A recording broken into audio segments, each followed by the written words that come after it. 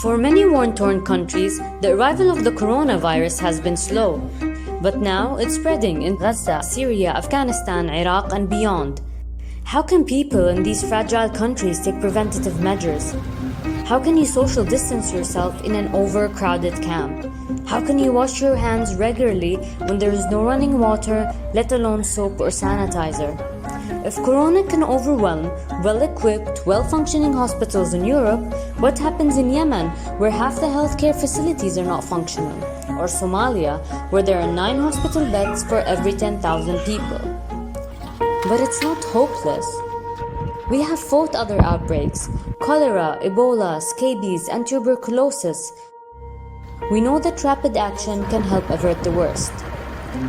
When cholera first hit Yemen, more than 1 million people were affected, the worst outbreak in recorded history. And cholera, unlike corona, can kill in a matter of hours through extreme dehydration.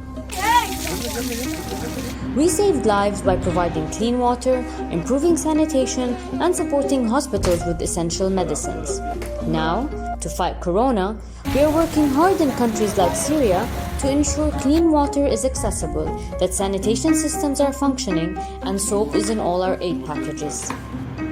To fight Ebola, which at times had a death rate of 50%, prevention was essential.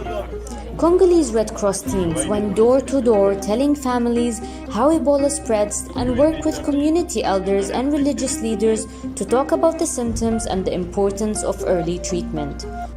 Myths were exposed, truths were told.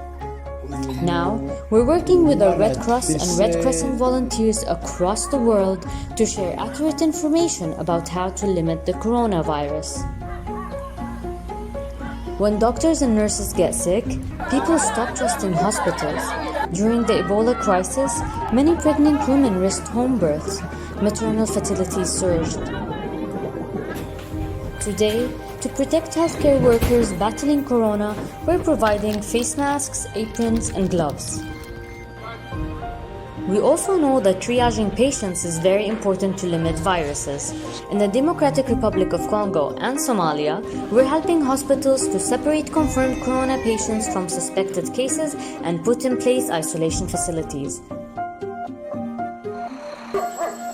We know from our work in prisons, screening is vital to control tuberculosis, a highly infectious, often deadly disease which can even be multi-drug resistant. We work with authorities to disinfect detention centers and medically screen new arrivals and identify and treat those infected with tuberculosis. And it is essential that hand-washing stations are available for all, guards and detainees.